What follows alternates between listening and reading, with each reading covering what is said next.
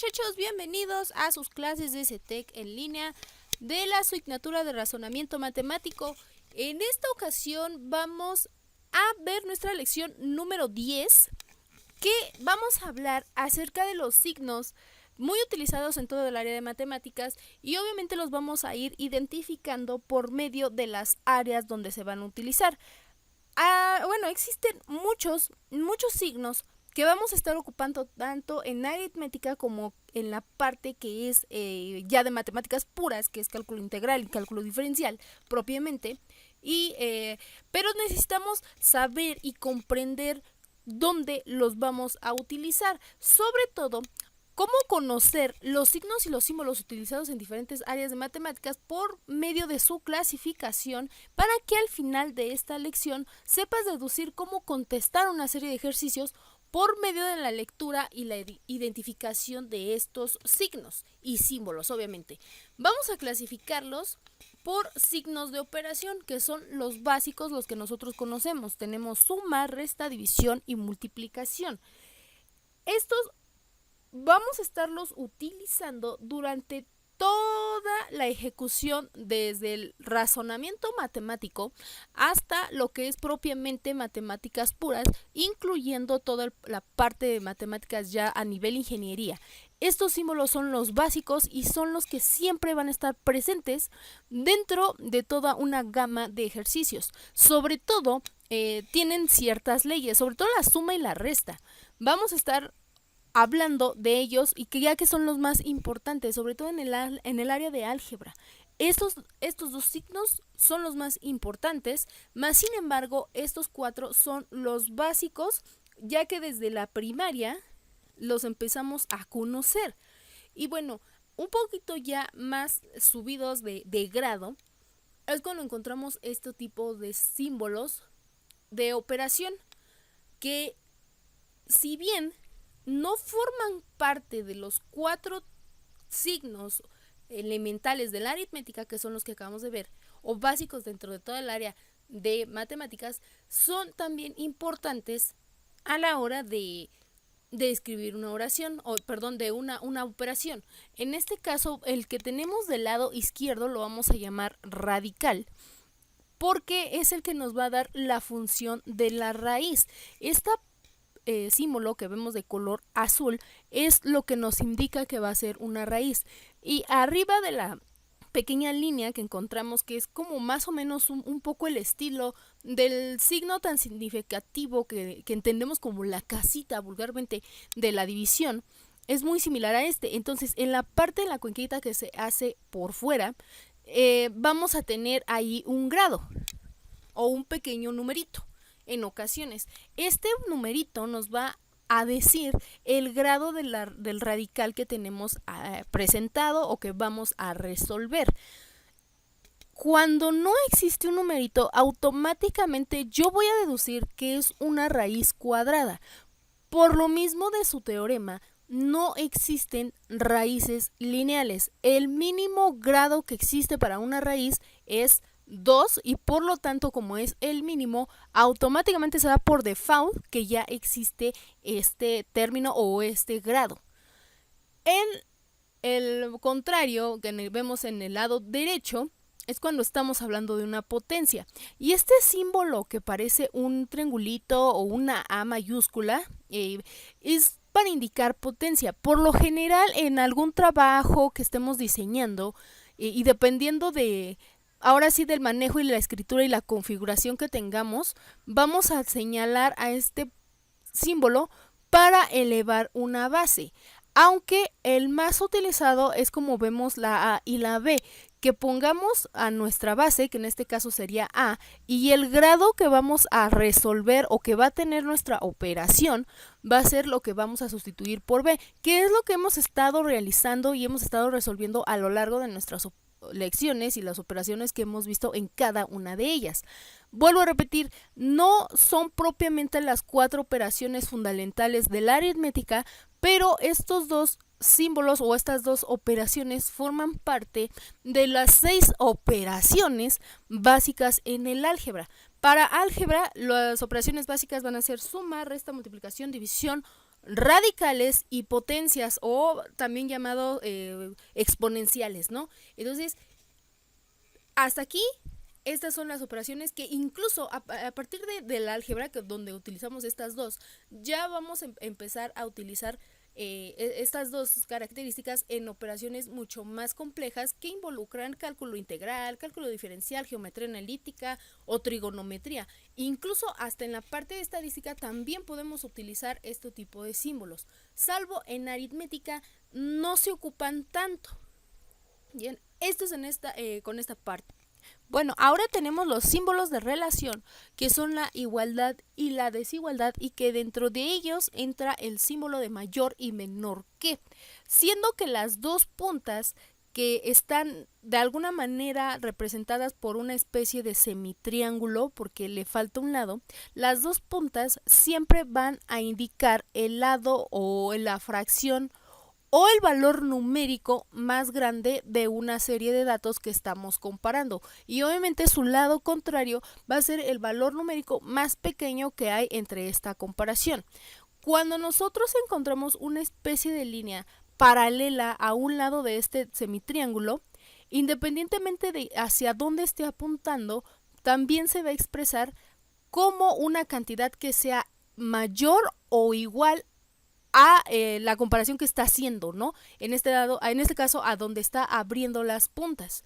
Y lo vamos a definir como mayor que o igual que, o menor que o igual que, respectivamente. Esto es en cuanto a este tipo de comparaciones. Pero cuando nosotros tenemos que resolver ecuaciones de primero o segundo grado o de cualquier tipo, por lo general hacemos siempre igualaciones. Entonces, esto es muy común y creo que todos sabemos e identificamos el símbolo de igual. Pero cuando hay una línea que lo atraviesa, quiere decir que los resultados no son iguales, obviamente, y que son diferentes. Un ejemplo, si yo resuelvo una ecuación y de un extremo de tratar de poner la igualdad, en un extremo me sale un 8 y en el lado contrario me sale un 6, quiere decir que no está igualado. Por lo tanto, yo tengo que interpretar o escribir de manera adecuada que no es una igualación y que tendría que llevar esta línea transversal que vemos en el símbolo de color naranja. Por lo tanto, cuando sean estos ejercicios, vamos a leerlos como 8, un ejemplo, 8 es diferente a 6. Porque se suele dar este tipo de casos cuando estamos hablando propiamente de álgebra o incluso en datos de estadística. Es muy representativo este símbolo. Bien, el siguiente que podemos tener son los signos de agrupación, que nos van a ayudar a manejar un poco mejor o a de alguna manera acomodar toda una expresión algebraica. Puede haber corchetes o corchet, como lo conocen algunos, llaves y paréntesis. De acuerdo a las reglas algebraicas, se van a encontrar este tipo de símbolos. Y vuelvo a lo mismo, es que álgebra es la base, sí es la base de toda la matemática que vamos a estar manejando. Razonamiento matemático, pues sí, entra dentro del álgebra, pero el álgebra va a ser una serie de procedimientos. Entonces, lleva sus reglas, lleva ciertas leyes y dentro de ellas entran estos signos de agrupación. Vamos a resolver de acuerdo a las reglas del álgebra, primero los corchetes, luego las llaves y por último los paréntesis. Es lo que está adentro de ellos. No se trata de eliminarlos, no es de que ya los voy a eliminar, sino de resolver la expresión algebraica o la operación de cualquier índole que se encuentre adentro de ellos. Esos son los signos de agrupación. Y por lo general, cuando encontramos estos signos de agrupación, quiere decir que entre ellos hay un producto. Podemos tener la expresión algebraica, llámese suma, resta, multiplicación, incluso hasta raíces cuadradas y potencias, pero si está en relación con otro corchet, con otra llave o con otro paréntesis, quiere decir que entre ellos se hará un producto y que obviamente, dependiendo del desarrollo de la expresión algebraica que tengamos, pues vamos a poder reducirlo o no. Pero bueno, estos son los signos de agrupación. En la trigonometría vamos a estar utilizando esta especie de círculo como grado, una especie de apóstrofe como el minuto, y si son 2 son los segundos. Cuando automáticamente a nosotros nos escriban, por ejemplo, 70 y este pequeño círculo arriba de 70, automáticamente nosotros podemos interpretar que son grados sexagesimales, que son 70 grados, todo lo que marca nuestro transportador. Como es trigonometría y estamos hablando de sistemas sexagesimales, entonces también vamos a estar utilizando lo que es la parte del minuto y el segundo, que cuando veamos estos temas vamos a saber cómo interpretarlos y la conversión que hay entre ellos. De igual manera vamos a tener a pi, que ya habíamos visto que es un número, pero este está representado por este símbolo. Ajá, y nos va a dar automáticamente el valor que ya conocemos, que es el de 3.1416, que es este símbolo es un símbolo egipcio. La línea que parece una T invertida, bueno, este símbolo de que parece T invertida, es cuando nosotros vamos a encontrar líneas que son perpendiculares. Y también, ¿dónde la podemos observar? En algún transportador, cuando nosotros vamos a marcar nuestro punto cero, o en este caso el centro de nuestro círculo para poder trazar nuestros ángulos, existe este pequeño símbolo de perpendicularidad. Eso es a lo que se llama, porque es la intercepción que se hace entre el eje X y entre el eje Y para dar como origen o para definir el origen como el centro de nuestro plano cartesiano. Bien, en la parte de abajo podemos encontrar del lado izquierdo dos líneas que son paralelas. Cuando nosotros definamos en un plano, cuando llegamos a escribir un plano o incluso figuras geométricas, vamos a escribir o a trazar estas dos líneas y automáticamente ya por default vamos a ver que nos está indicando que hay dos líneas que están paralelas. Una línea paralela o ese sentido de líneas paralelas son líneas que jamás se van a cruzar. Al contrario del que vemos a un lado, que no es paralelo a, que atraviesa una línea entre estas dos paralelas. Es muy similar al signo de igual cuando estamos hablando de la desigualdad, ¿no? Entonces, en paralelo sí existen y no va a haber línea transversal, pero cuando no es paralelo vamos a estar atravesándolo, ¿vale? Y bueno, la que sigue, que es en forma de L, es cuando estamos hablando de un ángulo recto. En trigonometría, sobre todo cuando estamos viendo la parte de ángulos o de diseño de figuras geométricas, vamos a encontrar este tipo de símbolo, que por lo general lo vamos a estar observando cuando estemos hablando de cuadriláteros, porque los cuadriláteros, la mayoría, tienen al menos un ángulo recto. Por eso son cuadriláteros. Y de hecho, si te das cuenta, es como si tú partieras un cuadrado a la mitad. También tenemos lo que es el ángulo obtuso, que son aquellos que son mayores de 90 grados, por menos de 180. Y igual, cuando estamos hablando de trigonometría o en el diseño de ángulos, vamos a encontrar este tipo de símbolos. Igual para el ángulo agudo, que son los de 45 grados o menores de 90, donde nos explica que va a haber este tipo de diseño, ¿no? O de ángulos dentro de un ejercicio.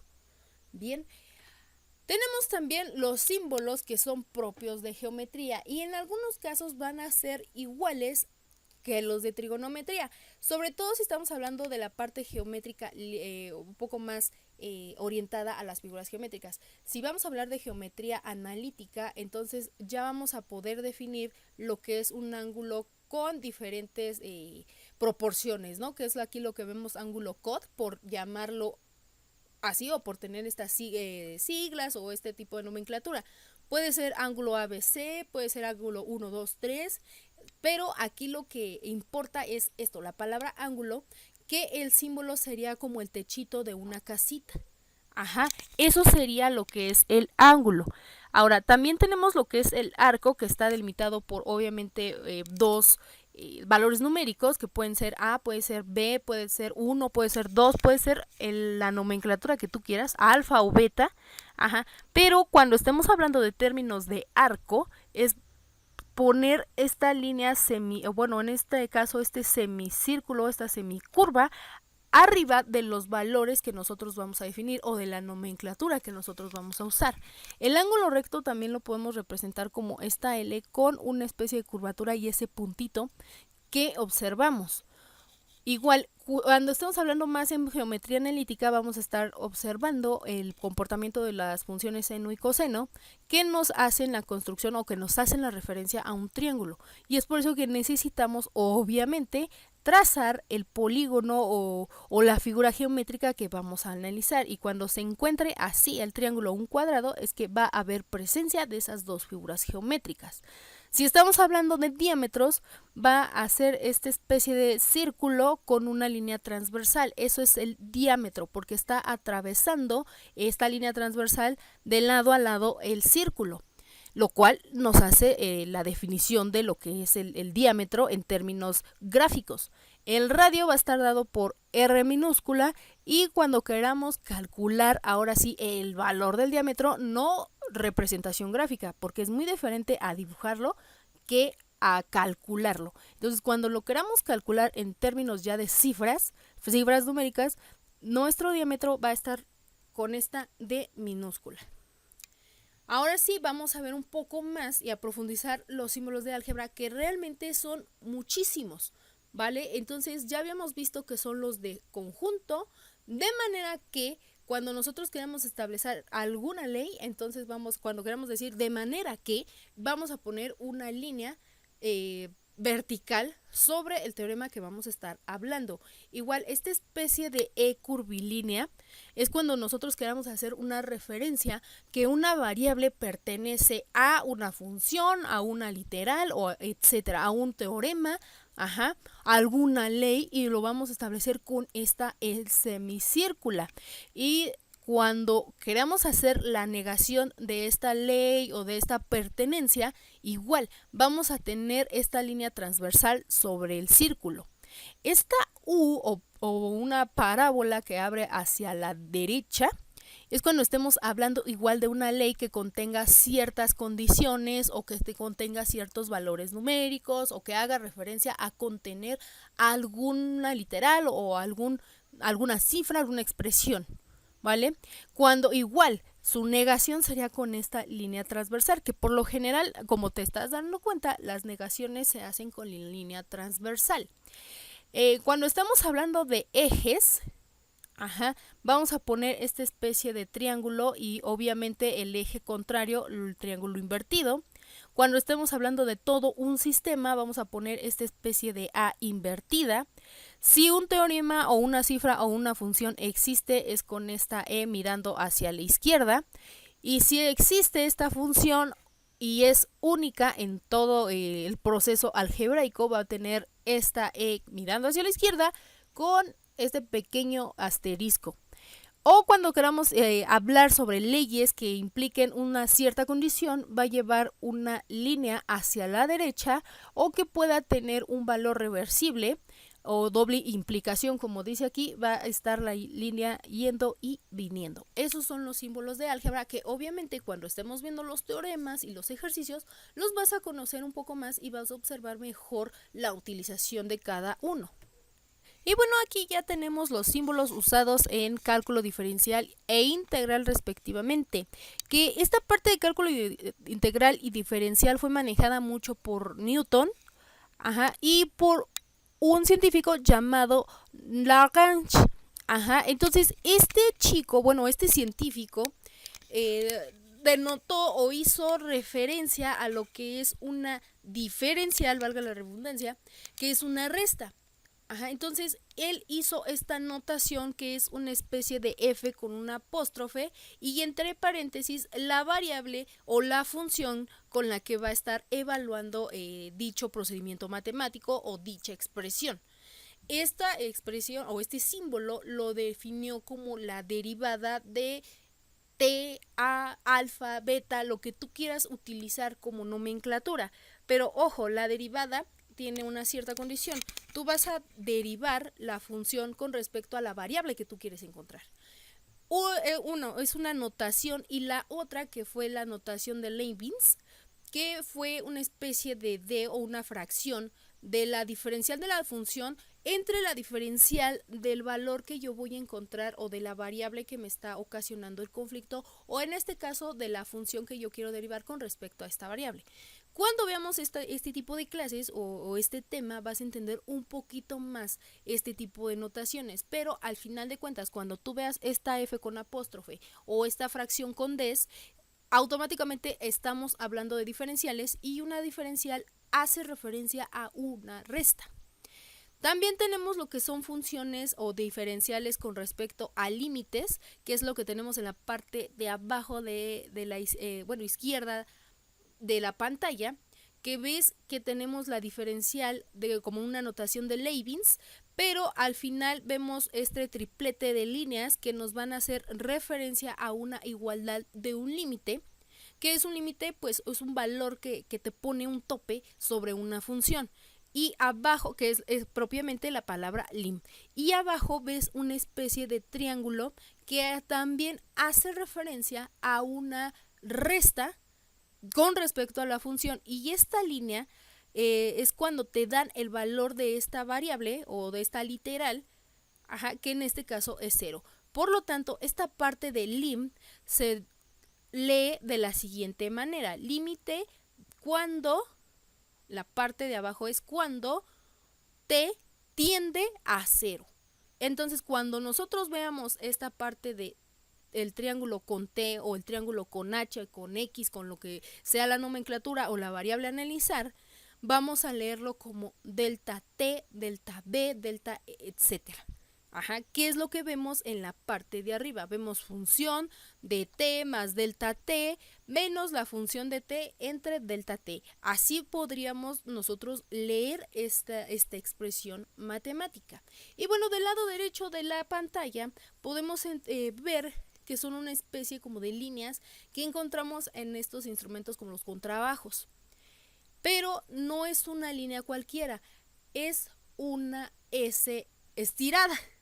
¿Por qué? Porque una integral hace referencia a una sumatoria. Entonces, si te das cuenta, tenemos sumatoria de una función que no está derivada, o sea, no está, por lo tanto, reducida, de una función por una derivada.